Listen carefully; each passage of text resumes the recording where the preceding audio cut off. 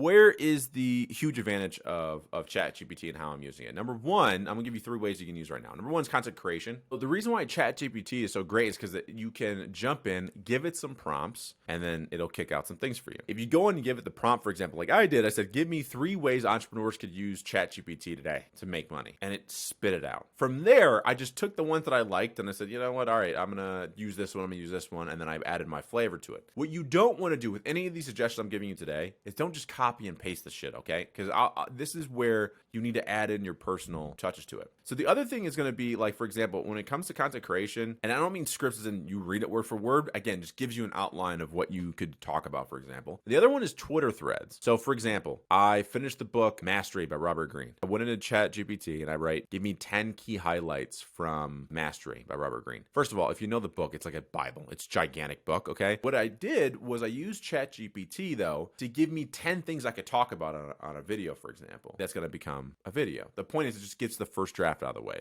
is what I'm trying to say. Now, for Twitter threads, again, this is another really cool opportunity where you could type up what you want to say and then just give the prompt of turn this into a Twitter thread. It saves you a lot of the formatting. It saves you a lot of the guesswork there. And so there's just one way you can kind of use it. Number 2, which is kind of an interesting, if you have a podcast, this is going to be for you. So one way I've been using it, actually, the hardest part for me is coming up with bios for people when I have guests on the podcast. When I have my guests on, sometimes they don't fill out the bio thing, which is like really frustrating. And so I have to kind of make up their bio. So honestly, what I do is I go to their website and I go to the About Us section. I copy it, I paste it right in a ChatGPT, and I say, turn this into an introduction I could do. They're my guests for this podcast. And it spits out exactly what I could say. And here's the cool part is it's usually pretty damn good. Again, it just solves a lot of the mundane tasks that usually would take me a long time to get done. The other thing you could do on that same prompt, okay, so use the prompt, for example, you copy and paste the About Us section, and then you're going to take it and have it generate you the introduction you're going to give.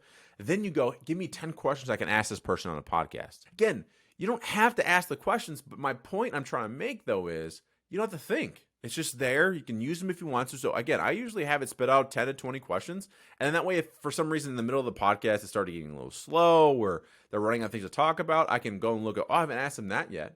It's an interesting angle, and I can ask them that. The third way is getting help with copywriting. Again, I can't stress enough, guys. I've read this somewhere too, where basically Google can tell if it's AI writing right now. And so, it's not going to help you with SEO. This is why you can't just copy and paste. But it can help you start to write things in copy. For example, let's say you're trying to come up with a new offer. For example, you got to come up with a landing page and you need a really good hook. Give it the prompt. Give me 10 hooks that is super compelling for this product I'm trying to sell. And again, it'll give you 10 hooks. They might not be great, but it'll at least get you in the right direction. So using it for writing hooks, also going back to content like captions, things like this, but also it can help you kind of like get past the brain fog of it all sometimes. So when you're writing, sometimes you get stuck and you're like, I don't know what the hell to say. You can use ChatGPT to get you going.